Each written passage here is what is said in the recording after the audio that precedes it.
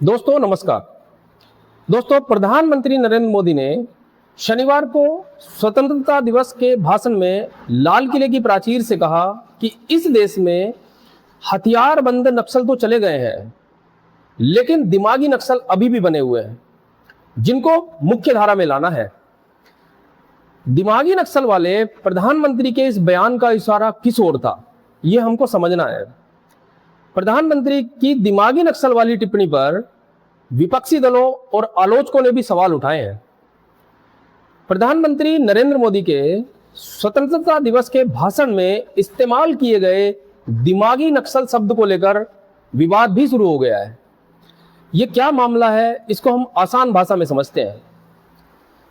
साथियों, 15 अगस्त को लाल किले की प्राचीर से दिए गए अपने संबोधन में प्रधानमंत्री ने कहा कि हथियारबंद नक्सल तो चले गए हैं, लेकिन दिमागी नक्सल अभी भी मौके की तलाश में हैं, जो हिंसा और अराजकता के रास्ते खोज रहे हैं। इन दिमागी नक्सलों को पहचानना होगा, इन दिमागी नक्सलों को आइसोलेट करना होगा और राष्ट्र को विकसित राष्ट्र बनाने की मुख्य धारा की ओर युवा पीढ़ी के साथ जोड़ना होगा। अब प्रधानमंत्री की इस टिप्पणी के बाद विपक्षी दलों और आलोचकों ने भी पूछा है कि दिमागी नक्सल से उनका मतलब किन लोगों से है। कुछ आलोचकों का आरोप है कि सरकार की नीतियों पर सवाल उठाने वाले युवाओं, बुद्धिजीवियों और विचारकों को इस तरह के शब्दों के जरिए निशाना बनाया जा रहा है।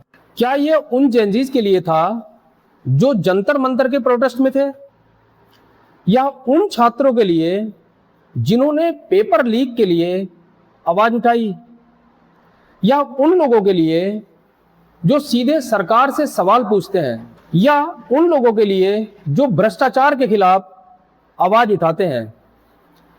क्या सरकार उन लोगों से डर गई है जो उनको मुख्य धारा में लाने की बात कर रही है? वहीं बीजेपी ने प्रधानमंत्री के बयान का बचाव करते हुए कहा कि उसके व्यापक संदर्भ में समझने की जरूरत है। बीजेपी ने दिमागी नक्सल का मतलब क्या बताया? प्रधानमंत्री मोदी के भाषण के बाद बीजेपी के राज्यसभा सांसद सुधांशु त्रिवेदी ने सोशल मीडिया प्लेटफॉर्म एक्स पर एक वीडियो साझा किया। वीडियो के साथ उन्होंने लिखा कि प्रधानमंत्री ने लाल किले से अपने उद्घोषण में जो दिमागी नक्सल शब्द कहा है, उसको गहराई से समझने की आवश्यकता है। वीडियो एक न्यूज चैनल के डिबेट का था, जिसमें सुधांशु त्रिवेदी कह रहे हैं कि वह दिमागी नक्सल है जो कहे कि नक्सली गांधीयंस विद गन है। वह दिमागी नक्सल है जिसको सीएए में नजर आता है कि यह नागरिकता छीनने का कानून है, जबकि 5 साल में किसी भी मुसलमान की नागरिकता नहीं गई। उन्होंने कहा कि वह दिमागी नक्सल है जो जय श्री राम में वार क्राइम नजर आता है, मगर सर तन से जुदा हो जाने के बाद भी उसमें सेक्युलर संगीत नजर आता है। महाराष्ट्र के मुख्यमंत्री देवेंद्र फडणवीस ने प्रधानमंत्री के दिमागी नक्सल वाली टिप्पणी का भी समर्थन किया। उन्होंने कहा कि मुझे लगता है कि प्रधानमंत्री ने बिल्कुल सही बात कही। बंदूक वाला नक्सलवाद तो खत्म हो चुका है, लेकिन उससे भी ज्यादा खतरनाक हम ऐसे लोगों में एक तरह का दिमागी नक्सलवाद देख रहे हैं जिनके दिमाग में अराजकता भरी हुई है। दुर्भाग्य से आज कांग्रेस के कार्यक्रम में भी हमें इसका एक उदाहरण देखने को मिला। 15 अगस्त को पूरा वंदे मातरम बजाने का फैसला देश के संविधान के तहत मिली शक्तियों के दायरे में लिया गया। वहीं दूसरी ओर लोक जनशक्ति पार्टी रामविलास के नेता और केंद्रीय मंत्री चिराग पासवान ने अपने एक बयान में इस बात का जिक्र किया कि दिमागी नक्सली कौन है।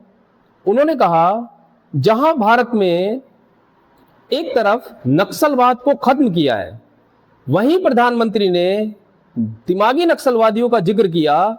ये वे लोग हैं जो कहीं ना कहीं समाज में अराजकता फैलाने की कोशिश करते हैं।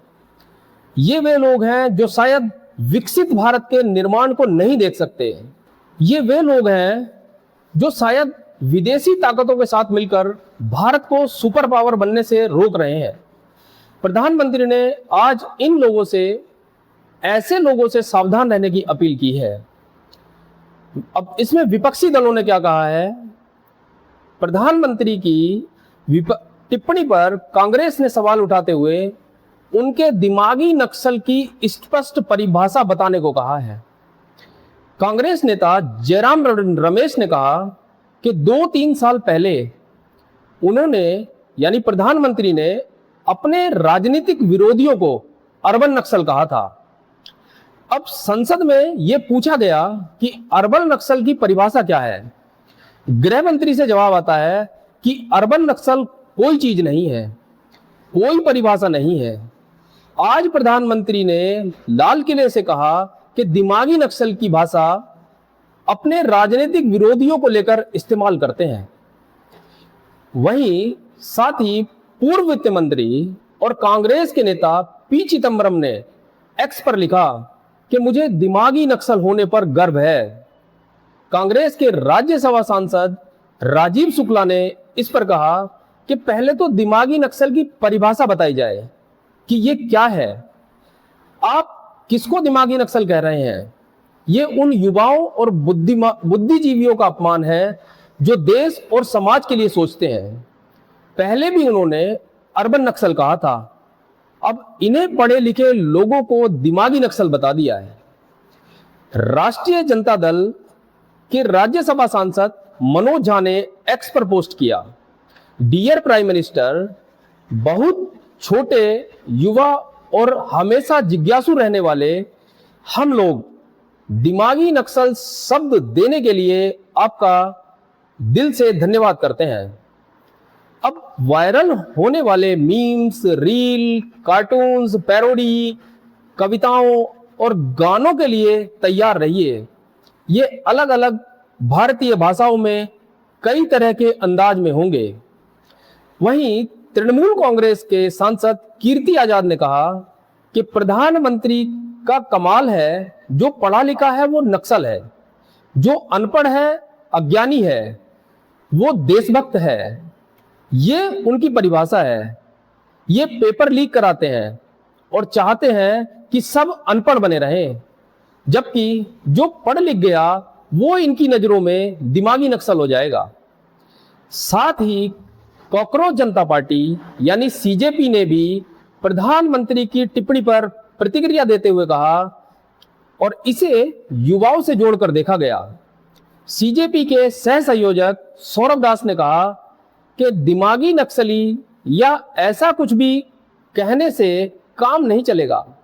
प्रधानमंत्री सिर्फ इसलिए कि पढ़े लिखे युवाओं आपकी सरकार से सवाल पूछते हैं, आप उन्हें खुले तौर पर नक्सली आदि कैसे कह सकते हैं? यह घमंड की पराकाष्ठा है। उनकी समस्याओं को हल करने में पूरी नाकामी है। खतरे की घंटी बज रही है, जागने का समय आ गया है। सीजेपी के सह संयोजक आशुतोष राका ने पीएम मोदी की टिप्पणी के बाद कहा कि ये जंतर मंतर के बाद का भारत है। ये वो भारत नहीं है जहां आप लोगों को डरा धमका सकते थे। हम लोग सवाल पूछेंगे, हम संस्थाओं से सवाल पूछेंगे, हम हर उस व्यक्ति से सवाल पूछेंगे जो पावर में हो, चाहे न्यायालय हो, इलेक्शन में हो, ईडी और सीबीआई में हो। सवाल पूछना हमारा अधिकार है। अगर आप सोचते हैं कि आप डरा धमका सकते हैं तो वो समय अब निकल गया है। प्रधानमंत्री की टिप्पणी पर सुप्रीम कोर्ट के वकील और सार्वजनिक कार्यकर्ता प्रशांत भूषण ने भी सवाल उठाया। प्रशांत भूषण ने एक्स पोस्ट पर कहा कि मोदी जी किनको दिमागी नक्सल कह रहे हैं?